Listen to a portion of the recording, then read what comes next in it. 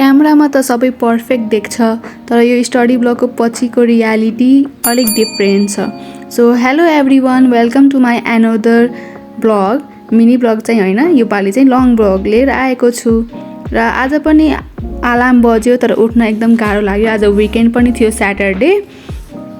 किन पढ्ने मोटिभेसन नै छैन जस्तो फिल भयो, तर आज पनि ट्राई गर्ने सोचले बेडबाट उठेँ र उठेपछि अलि फ्रेस भएर अनि मैले first slot of the day सुरु गरेँ with third paper of section officer environmental degradation भन्ने च्याप्टर सुरु गरेँ। र आज चाहिँ म स्याटरडे 10:30 मा मक टेस्ट पनि थियो, सो त्यो दिन पनि जानुपर्ने थियो मलाई। अनि त्यसपछि मैले फर्स्ट स्लट चाहिँ पहिला 50 मिनट्सको अलार्म लगाएँ, टाइमर लगाएँ होइन, पोमोडोरो टेक्निकले पढ्नको लागि। त्यसले कन्सिस्टेन्सी मेन्टेन गर्छ कि पढ्न मोटिभेसन नभए पनि पढ्नलाई सपोर्ट गर्छ।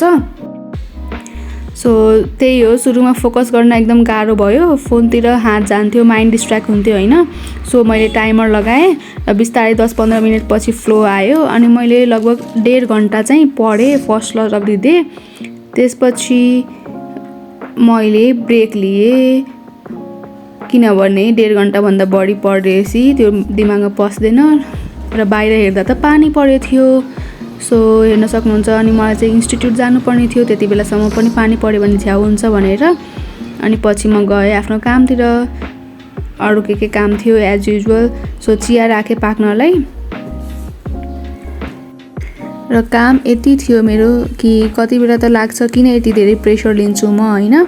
सबै कुरा एकचोटि म्यानेज गर्न खोज्दा झन् टायर हुन्छु। सो म यो रातिको भाँडाहरू थियो कि मैले राति माझेको थिएन, टन्नै भाँडा थियो। सो मैले फटाफट भाँडाहरू सबै माझेँ।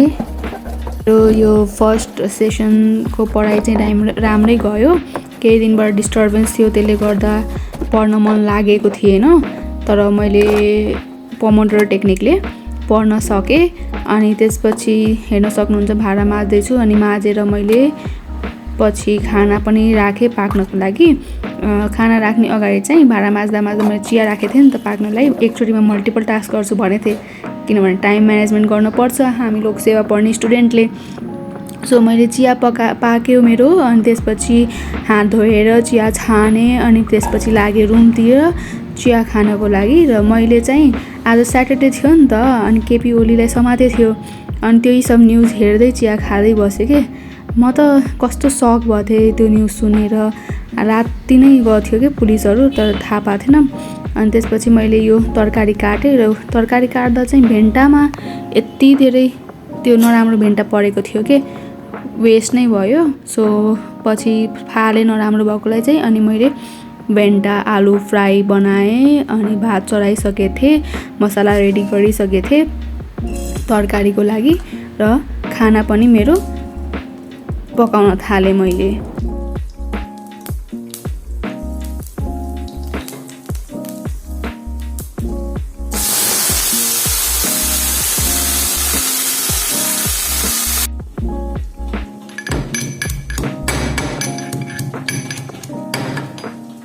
र यहाँ बाहिरको छानामा चराहरू आउँछन् कि डेली खानको लागि। र आज चाहिँ मसँग लाइक नर्मली रातिबाट केही बचेको हुन्छ त्यो दिन्छु, आज चाहिँ त्यस्तो केही बचेको थिएन। सो मैले तातो भात नै अलिकति निकालेर चिसो गरेँ अनि त्यसपछि छानामा राखिदिएँ चराले खान्छ भनेर, र मजाले उनीहरूले खाइन् पनि। र त्यसपछि मैले ब्रस गर्न थालेँ र हेर्न सक्नुहुन्छ यहाँ चराहरूले मजाले खाइरहेको थिएँ। अनि फ्रेस भएँ, मैले फेस वासहरू गरेँ किनभने मलाई इन्स्टिट्युट पनि जान थियो, अलरेडी लेट भइसकेको थियो। सब कामधाम गर्दा गर्दा टाइम भइसकेको थियो अलमोस्ट। सो फास्ट म चाहिँ फेस वास गरेँ मजाले। अनि त्यसपछि मैले खाना निकालेँ र खाना खान बसेँ, बिकज अभियसली जान थियो इन्स्टिट्युट मक टेस्ट दिन।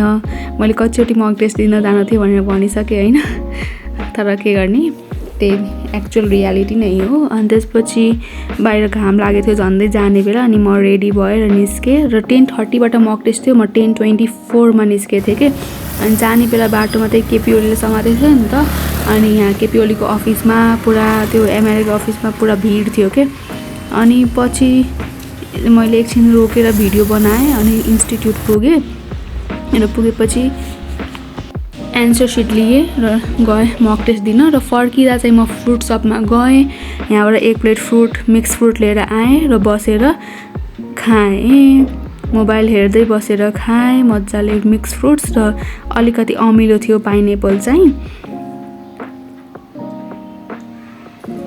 अनि यति गरेपछि मैले रुम क्लिन गरेँ आफ्नो अलिअलि, त्यस्तो पर्फेक्टली त गरेन, अलिअलि मात्र क्लिन गरेँ। त्यसपछि कपडाहरू वास गरेर अनि यो मक टेस्ट दिएको थिएँ नि फर्स्ट पेपरको, त्यो मक टेस्टको मैले फिडब्याक सेसनहरू हेरेँ कि आइक्यूको। जिकेको त हेरेन, जिके त आफ्नै पढ्नुपर्ने कुरा हो।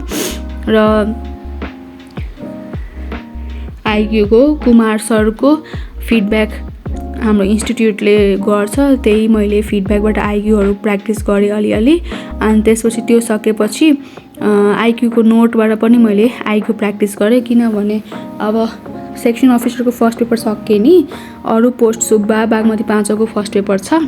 सो त्यो सब सकेपछि मैले third slot of the day सुरु गरेँ र थर्ड स्लटमा मैले बिहान पढेको टपिक नै इन्भाइरोमेन्टल डिग्रेडेसन कन्टिन्यू गरेँ। र हेर्न सक्नुहुन्छ यहाँ म वेदर, एकतिर घाम एकतिर कस्तो कालो बादल थियो र मैले सेकेन्ड स्लट पनि पढेर सकेँ। अनि त्यसपछि मैले आफूलाई ट्रिट दिएँ चाउचाउ खाएर। सो साथीहरू अब let's start third slot of the day हैन। अनि अहिले चाहिँ 5 बज्न आँटेछ बेलुकाको, अनि 5 बज्न आँटेछ र मैले चाहिँ थर्ड पेपरकै अघि त एउटा लेसन भ्याएँ हैन। थर्ड पेपरकै पहिला पढेको लेसन चाहिँ अब रिभाइज गर्छु पहिला, किनभने आज एक्जाममा मक टेस्टमा यही रिलेटेड क्वेसन आएको थियो, तर मैले रिभिजन नगरेको कारणले मलाई लेख्नै आएन। So let's start with the revision first. So I am starting with social and cultural transformations lessons. So हेर्न सक्नुहुन्छ म यो लेसनबाट सुरु गर्छु र 1 घन्टा जति रिभाइज मात्र गर्छु। त्यसपछि म जान्छु बाहिर सामान किन्न एन्ड देन हेरौँला के गर्छु। आज चाहिँ पढाइमा फोकस ठिकै भयो, तर बिचबिचमा थट्स आइरहेको थियो भ्युज किन आउँदैन, मैले गरेको मेहनत वर्थ छ कि छैन भनेर।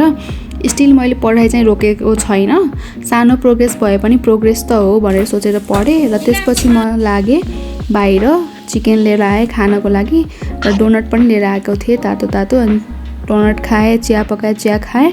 त्यसपछि मैले लागेँ खाना पकाउन। सो खानामा मैले पकाएँ रोटी, प्लेन राइस अनि चिकन करी। सो पहिला चाहिँ मैले रोटी र प्लेन राइस फटाफट भनेको फास्ट पकाएँ हैन। यो सब त गर्नै पर्छ, नखाइकन पढ्न सकिन्न।